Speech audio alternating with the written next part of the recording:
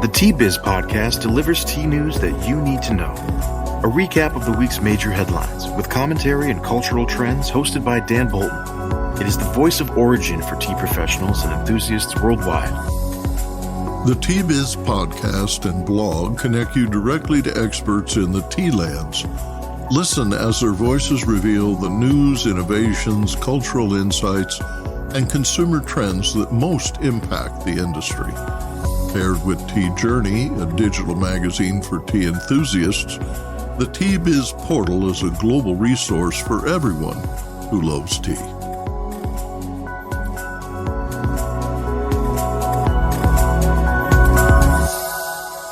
Hello, everyone. Here are this week's headlines. Researchers link a diet that includes tea to high PFAS levels. Flavor-enhancing microbes are at the root of quality tea, and retail tea prices remain high as inflation eases. 150 years ago, tea exporters in China faced a dramatic shift in demand. It was due to a conflict on the high seas and fierce commercial competition. The emergence of India as Europe's black tea supplier disrupted almost 3 centuries of Chinese dominance in the world's most lucrative black tea market. China needed something new, a cream and sugar-friendly alternative to smoky old-fashioned Lapsang Souchong. The tea was Keemun, a modern marvel that rivaled Darjeeling at breakfast and the fragrant black teas of uva that were used in Ceylon breakfast blends. Invented in 1875, the aromatic Hong Cha, or red tea from Keemun County, quickly rose to prominence, explains Lilian Xia, one of Shanghai's first batch of senior tea masters and president of the Canada Tea Institute. She joins Tea Biz to recount the legacy of a Chinese market-savvy entrepreneur, Ganchen, the pioneer of Keemun black tea, who developed the processing method for Keemun black tea and expanded its sales overseas. More in a minute, but first, this important message.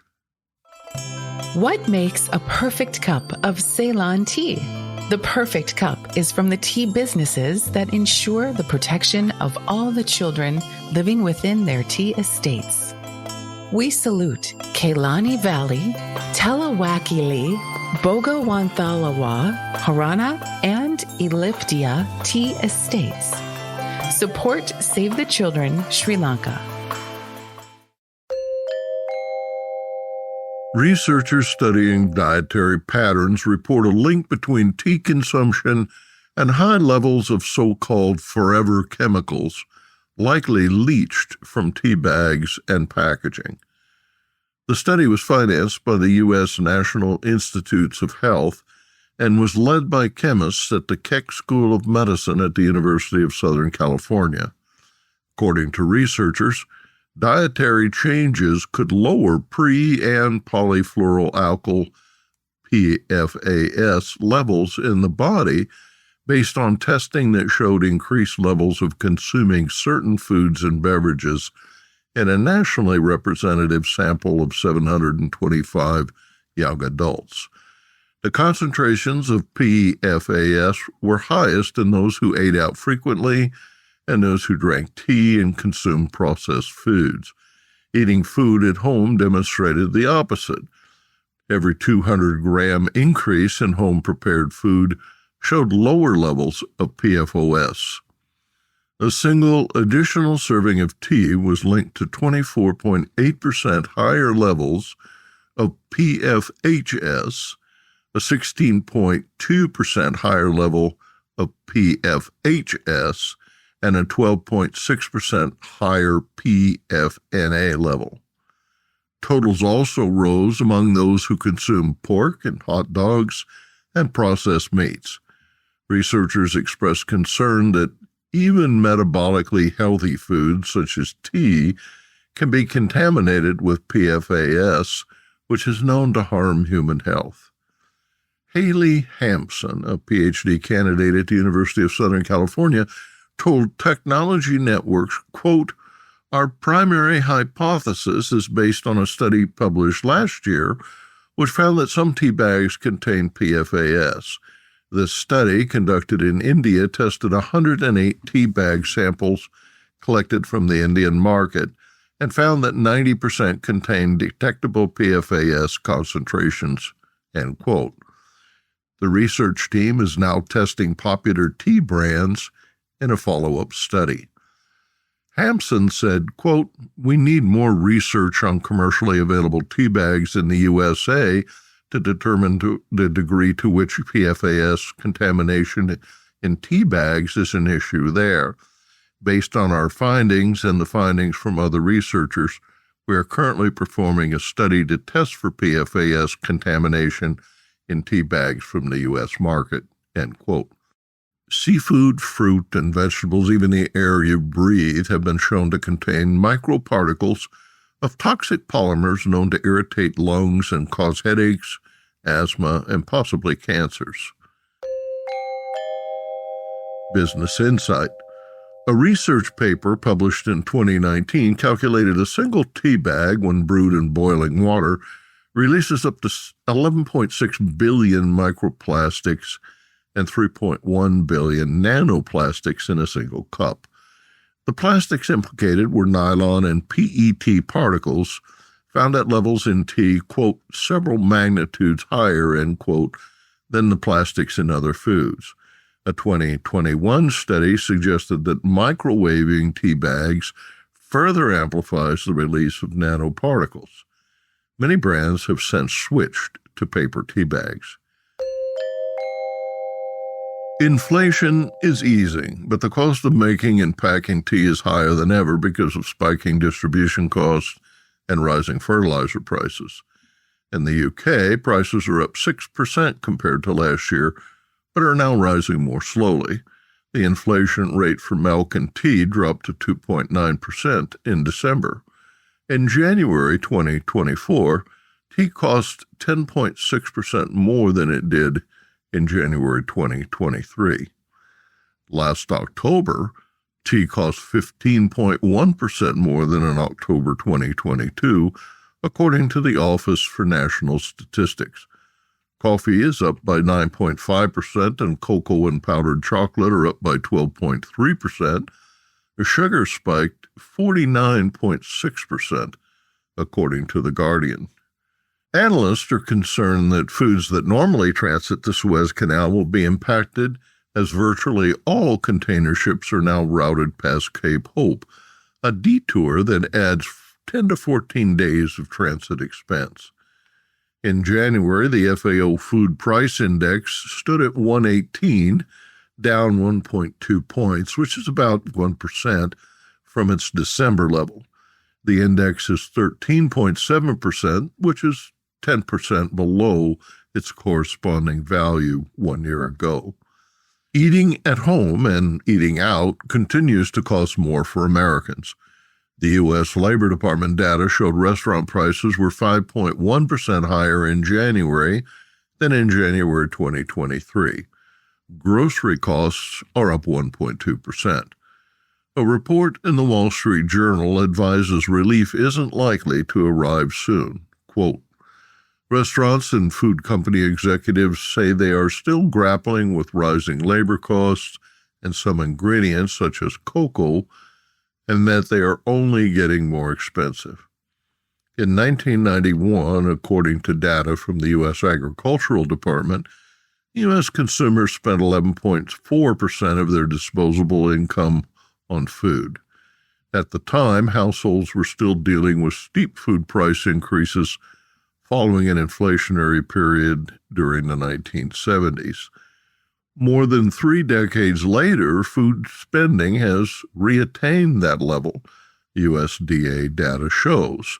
In 2022, consumers spent 11.3% of their disposable income on food, according to the most recent USDA data available.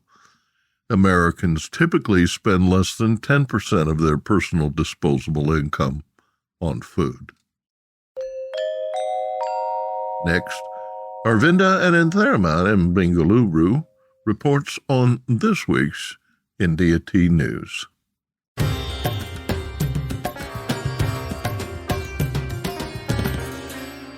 India Tea News for the week ending 24th February 2024. It's budget season, and as state governments announce the budget for the upcoming financial year, the tea industry has been waiting for news on how it will impact them. And so far, the Tamil Nadu government has announced an incentive of 2 rupees per kilo to members of the state-owned Indico cooperative in the Nilgiris. This is said to benefit about 27,000 small tea farmers attached to the Indico factories. In Assam, 130,000 houses were to be constructed as per last year's budget, and this year 10% of the houses are being earmarked for tea garden workers, and additionally, funds are being earmarked towards arrears in electricity bill payments in the tea communities. In West Bengal, the finance minister has said that 2,500 acres of unused land in tea gardens has been recovered, and land rights given to 23,000 workers in the duars. The housing scheme continues to be in focus with land rights and funds for house construction included. Also, 5 tourism projects on 40 estates in the region have been approved. In other news, the Hindu Business Line reported that the barter agreement between Iran and Sri Lanka continues this year, which means India will see a loss in the Iran market for tea. In 2023, India's tea shipment to Iran decreased from 54.45 million kilos seen in 2019 to 6 million. This is because of a barter between Iran and Sri Lanka to settle the latter's oil debt of $250 million US dollars for fuel purchases made in 2012. And this agreement will continue all the way till September 2027. Lastly, a study published in the Plant Beverage Research Journal reveals that there are new traits to the Camellia sinensis assamica varietal, and this is seen in research conducted by researchers from both India and China, who've been using S&P markers and population genetics tools. They have found that Assam tea is unique in several aspects, and what is grown in Assam as Assamica tea plant is different from the same varietal grown in Yunnan.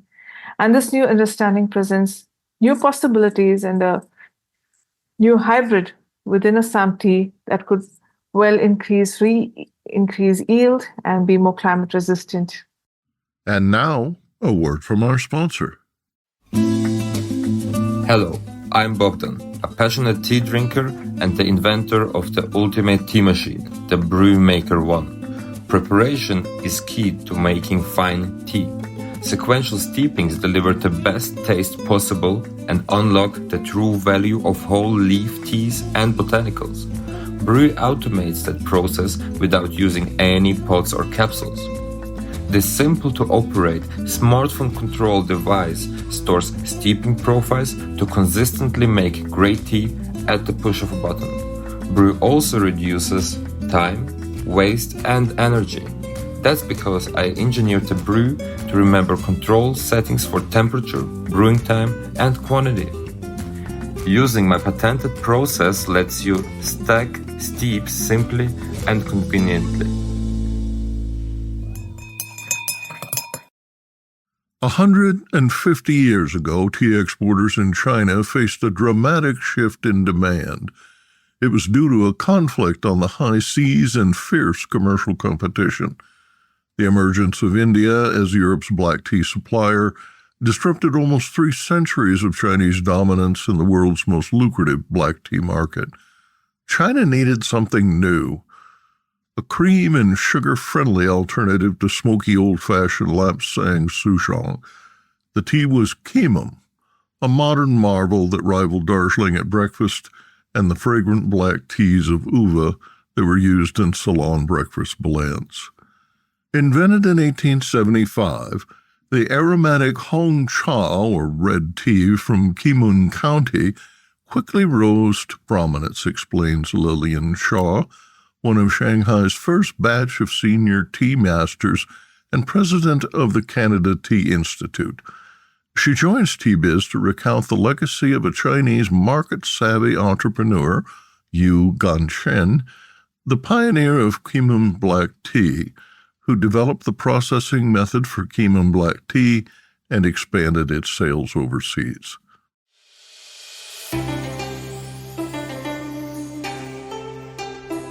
Lilian Xia grew up in Shanghai, China, a region that has been the commercial hub of tea export for centuries.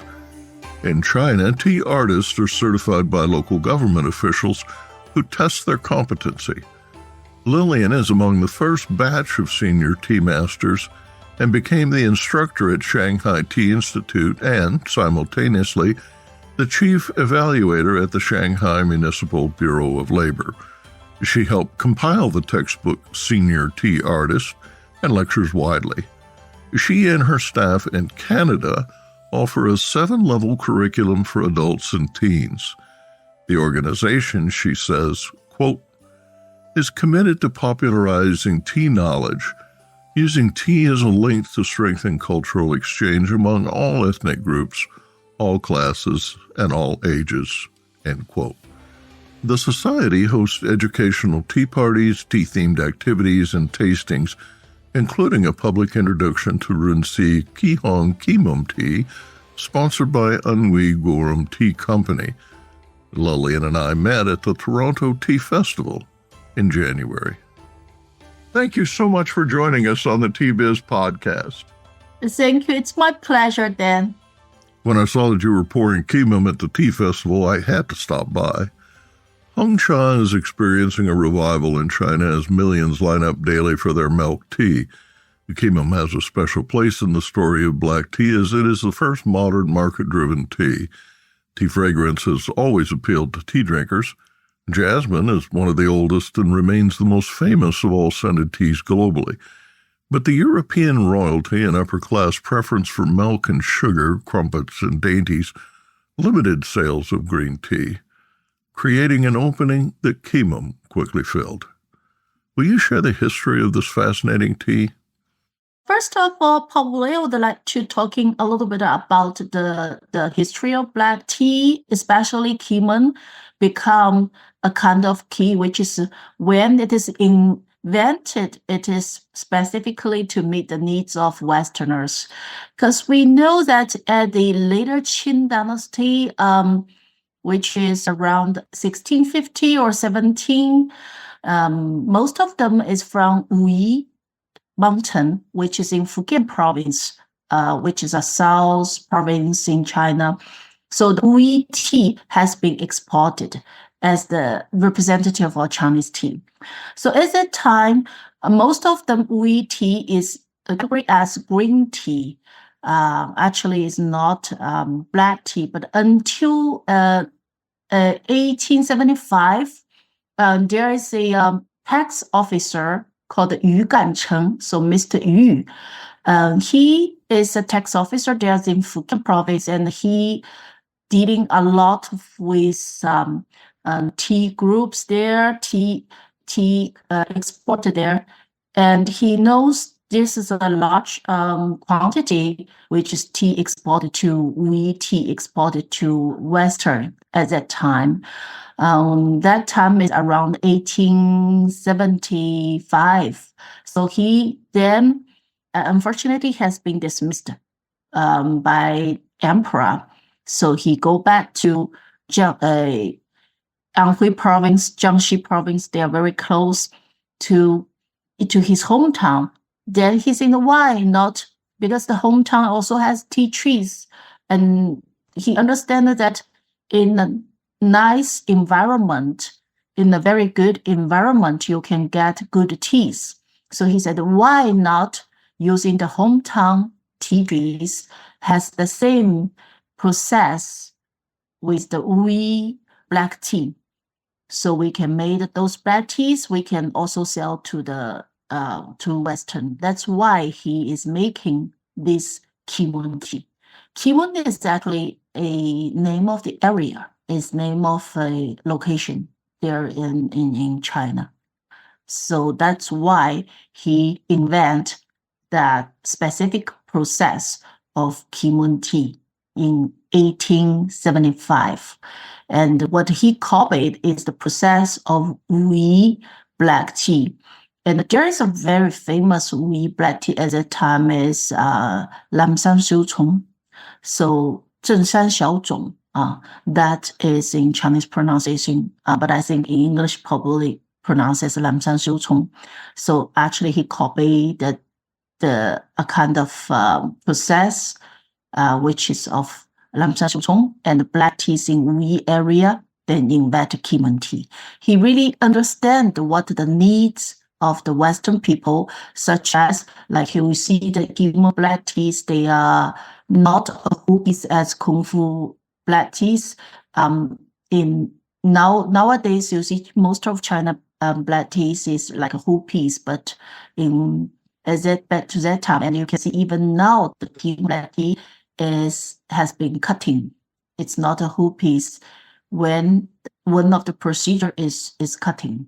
So that brings the Keemun tea a stronger taste. The strong trade between China and the UK that dated to 1664 entered a rocky period beginning in 1839 through 1842, as the first gardens were planted in Assam and Darjeeling, and again in 1856 and 60, when victory in the Second Opium War gave Western powers unfettered access to Chinese products. Qimen marketers understood that winning competitions in the West and celebrity endorsements by royalty would appeal to Europeans and tea drinkers in North America. He was quite familiar with the tea growers and the tea importers from Western in Fujian province in Fuzhou City. So he actually contacted them and to sell those tea to Western. Then he keep on to marketing this because the Keemun black tea, when the period of Keemun black tea, actually there's already got the Indian black teas and Sri Lanka black teas.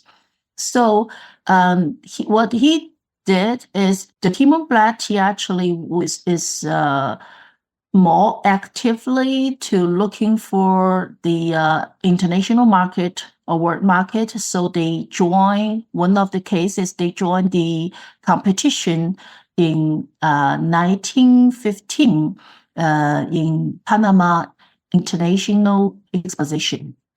And in that exposition, Keemun black tea was competed with Indian black teas and the Sri Lanka black teas, and finally win the gold medal and be the number one, and which is being really renowned by the Westerns, including the British, the Queen, and the royal family become the royal afternoon tea menu.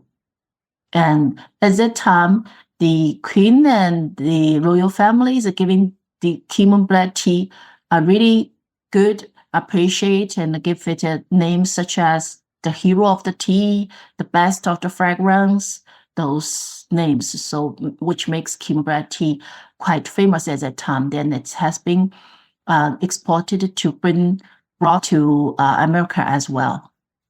The tea was so popular that Qimen became the main component in English breakfast blends. In 1879, more than 70% of tea sold in London was from China. By 1900, China's market share at the London tea auction had declined to 10%, but even then the most popular Ceylon and Indian blends of Assam weren't considered complete without at least 10 to 12% Qimen. Early mass-market blends, including Lipton and Twinings, featured African teas to give color. Blenders added Assam tea for astringency. Why was Qimen so popular? Keemun black tea is popular because its characteristics, like for the aroma, very unique aroma, because the aroma is combined with the floral note, the fruity note, and the honey sweet. So it's very special. We would until even now, when we distinguish if this black tea is Keemun black tea or not Keemun black tea, we will looking for the Keemun aroma. So what we call the Keemun aroma. So what is Keemun aroma? That is the combination and the balance of the floral note, fruity note, and the honey sweet. Tea masters undertake a fascinating process to create that aroma. Yes, the process, which is starting from weathering, then rolling, then fermentation, then drying. I mean, those are the uniform process of black tea. But how come it to get out this very unique Keemun aroma? That has been, I think, mainly two reasons. So the tea tree breed and where does it plant? To see if it is plant in the proper place, which is in Keemun, Dongzhi, Shitai, those what we call the coal tea gardens, with the local tea tree breed, we call it 竹叶种. So these two main reasons make this tea with these aroma. But another very important, I can say, critical steps for Qimen to gain this aroma is because when in the process, also it is also doing the fermentation and experience the fermentation and the drying.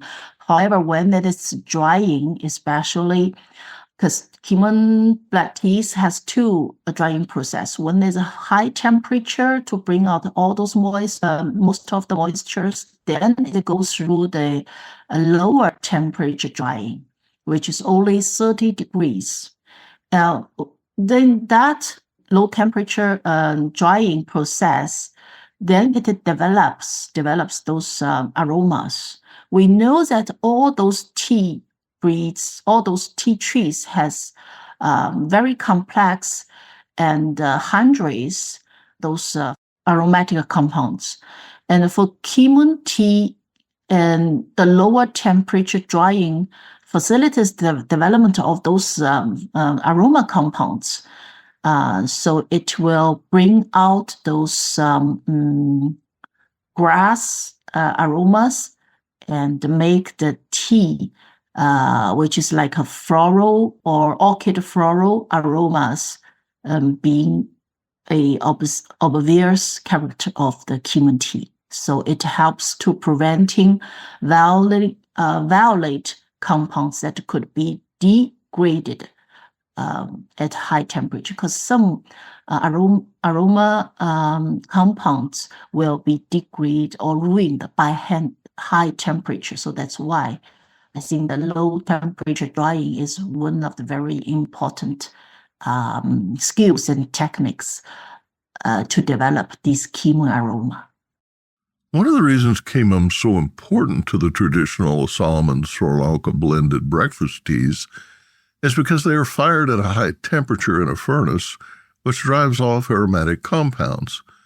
Qimen adds a distinctive and pleasant aroma as you pour the hot water. Yes, Keemun aromas becomes very unique. As I said, when you distinguish with this Keemun tea, actually Keemun black tea is also very unique among all those Chinese black teas. I do know there are more than hundreds of black teas, Kung Fu black teas in China, but the Keemun always keep the number one, and it's very, very unique. So people can say it is Keemun black tea or is not Keemun black tea is because of its unique aroma. Will you tell listeners a little more about Runsi Quihang Keemun tea brand? I was very impressed tasting the tea at the Toronto Tea Festival, and so were the many others crowded around your booth. Actually, the Keemun black tea that we bring to Canada now is from, it used to be state-owned companies, and also the biggest one, it is called Guoren Tea Company Limited. And we know that Keemun tea is invented by Mr. Yu Ganchen, as I just said, in the end of Qing Dynasty, which is 1875, around that year. And so the Guoren Tea Company was the predecessor before the Republic of China, People's Republic of China, in 1949. And there are those private tea houses. One of them is the Yu Ganchen Tea House. The later on, in 1950, China established those tea factories, which is state-owned tea factories in Guichi and combined and merge those private tea house for set up those new machines, tea machines. Because in the history of Chinese tea, it mainly divided into before the new China, which is People's Republic of China, and after, which is 1949 or after 1949. So before 1949, they are mainly for handmade, private tea house, small to medium scale size, and handmade. But afterwards, after 1949, around the 1950, not only in Anhui, which is the Keemun tea area, but also some other tea factories in China all around, they start to set up the tea factories, like modern tea factories, with machines. Around 2003, 2005, the Chinese tea factories also experienced another important reformation, which is from the state-owned to the company limited, and become the biggest tea company, with especially for Keemun black tea. So we know that even the factories always producing the diplomatic gift teas for those our diplomatic guests, such as the Prime Minister Lilian Xia from Britain, or the Queen Elizabeth from Britain at that time. So nowadays, Rensi Tea Company is growing as the biggest Keemun black tea company. It has 12 EU certified tea gardens, and also enjoy the title of National Standard Keemun Black Tea Base in China. So as Keemun tea, black tea is frequently chosen as diplomatic gifts. It's also from Rensi Company, Guoren Company. The brand is Rensi.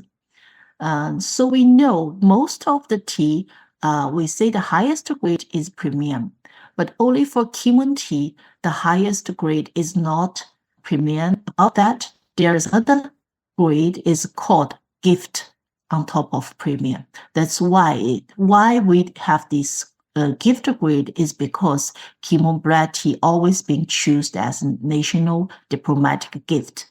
That's a prestigious role. According to the China Tea Marketing Association, 7,300 metric tons of Keemun tea are produced on 12,600 hectares of land. The tea is primarily for export, generating 5.52 billion won, about 808 million in US dollars annually. Will you explain the role that growers play in this process? In China, most is like farmers will contract their land growing teas to the factory or enterprise. If you want to become the tea manufacturer, the first thing is you're looking for some land and talking with the farmers there and contract with them for long term, 10 years, 20 years, 40 years.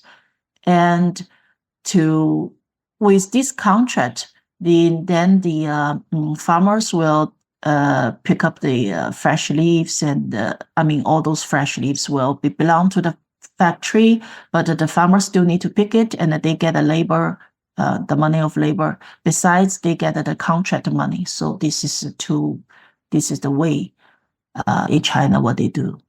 Thanks for explaining that. Let's talk about the institute, the Canada Tea Institute.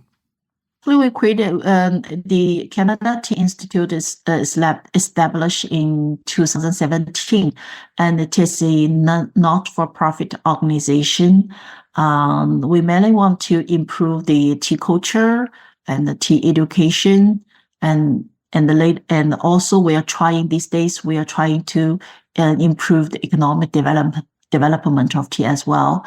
So most of our members are tea professionals and tea enthusiasts. We also have our guiding principle, they are traditional spirits of tea masters such as harmony, humble, genuine, and eco. Those are 4 guiding principles of our institute. What we do is we organizing tea-related events and activities, tea master training programs, sometimes study trips.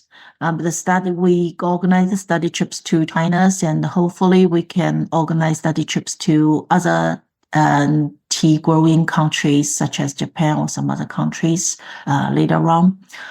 And also, it's already been 6 years.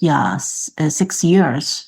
So we being organized more than, I think, 100 tea-themed events. So a lot of them. And we would like to, what we want to do is to make the Canadian tea market is more vital and with more diverse and more active. I was pleased to see all the young people at your booth. I really found a lot of people in different ages. They are interested in tea, and I was surprised that there were so many of them.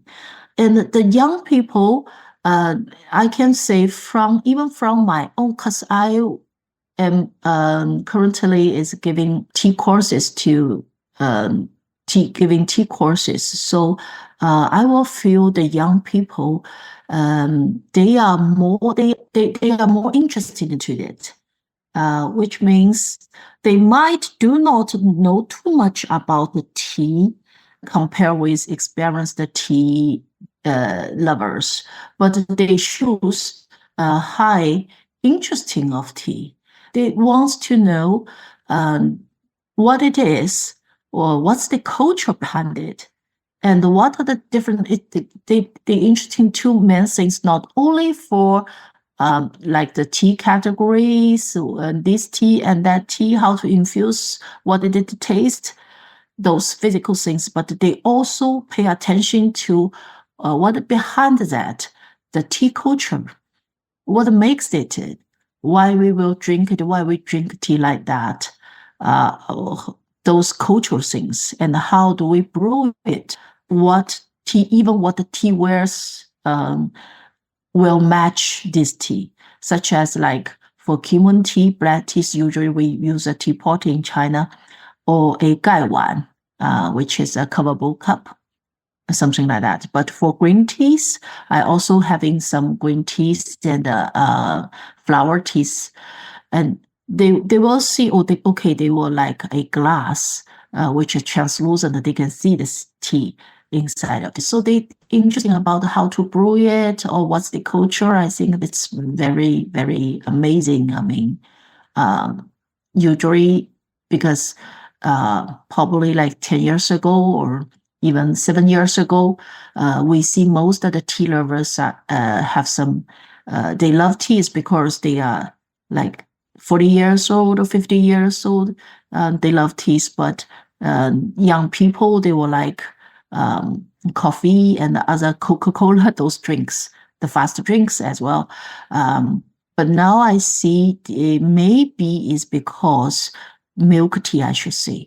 You see all those bubble teas and milk teas. So tea has been engaged to the young people's life as a kind of drink, as a kind of daily drink. Then from the bubble tea, they will pay attention to this is green tea, this is black tea, this is oolong tea. Then they want seeking for more information of the black teas or different teas, street teas. Then I think it's good. Yeah.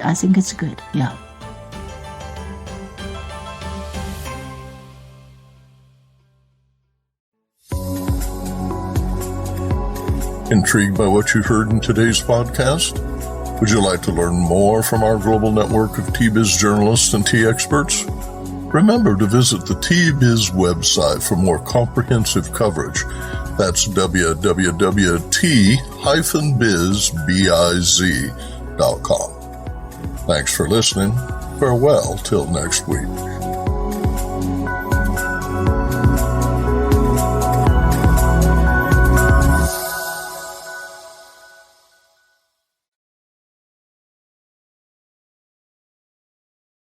Produced by Adavita Studios. Connect your voice to the world.